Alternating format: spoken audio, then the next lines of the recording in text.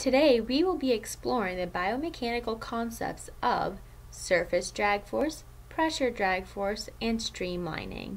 To better the understanding of these concepts, we will be applying them to the sport of swimming. Before we apply them, though, let's review what drag force is. Drag force acts on an object traveling through fluid in the opposite direction in which it is traveling, which causes resistance.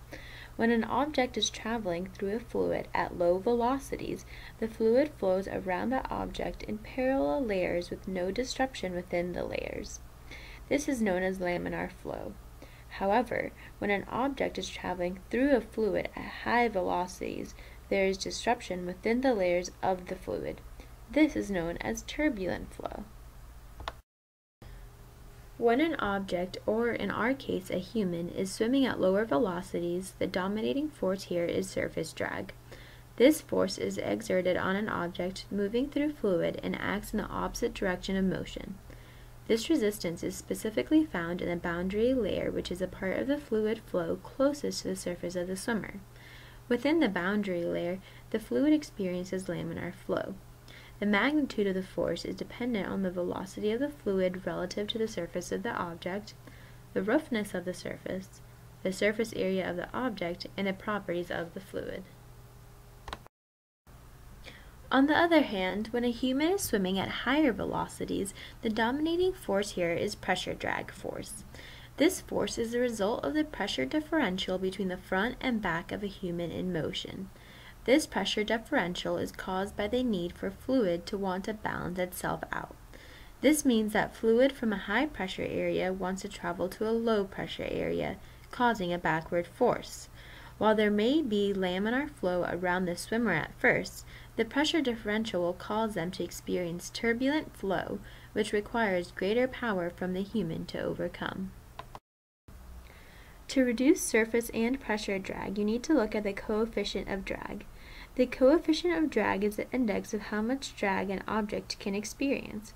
Its magnitude is dependent on the shape and orientation of the object relative to the fluid flow. For a swimmer, it is 0.66. In order to reduce it, we need to facilitate the flow of the fluid around the swimmer. This is accomplished with a technique known as streamlining. Streamlining decreases surface drag, which allows the flow to remain laminar for longer, causing a decrease in turbulence, therefore a decrease in drag.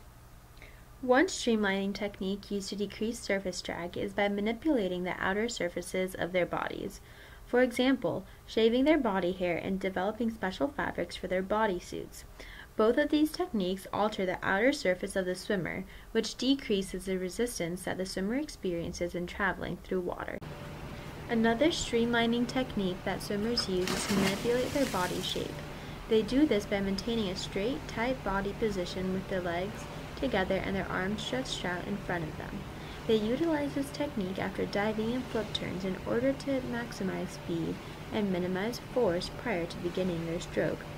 This streamlining technique decreases the frontal surface area of their body exposed to the drag force. Another way in which to observe how body shape can alter the coefficient of drag is by the stroke used by the swimmer. During freestyle, the athlete has an alternating arm movement and flutter kick.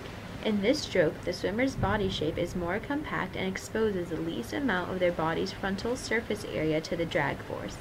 This decreases the drag force experienced by the swimmer so that less power is required to overcome it, making it a faster and more efficient stroke.